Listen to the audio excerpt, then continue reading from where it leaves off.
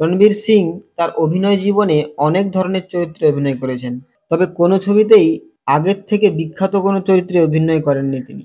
ডন 3 ছবির মাধ্যমে এই সুযোগ পেয়েছে রণবীর। এই ছবিতে প্রধান চরিত্রে অভিনয় করতে যাচ্ছেন তিনি। এই সিরিজের প্রথম দুটি ছবিতে ডনের ভূমিকায় দেখা গিয়েছিল শাহরুখ খানকে। এবার একই চরিত্রে অভিনয় করবেন রণবীর সিং।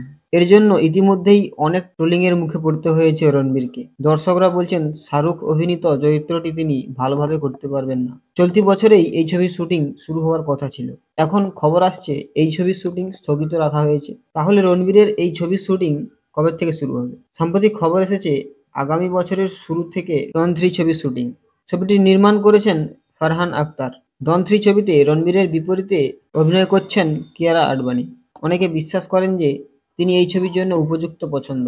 সম্প্রতি খবর ছিল ডন 3 ছবিতে গুরুত্বপূর্ণ চরিত্রে অভিনয়ের জন্য প্রস্তাব দেওয়া হয়েছিল বিক্রম ম্যাসিকেও। সম্প্রতি দ্য সাবরমতী রিপোর্ট ছবিতে দেখা গেছে তাকে। দমদম অ্যাকশন দেখা যাবে। ডন সিরিজের ছবিগুলো তাদের শক্তিশালী অ্যাকশনের জন্যই পরিচিত।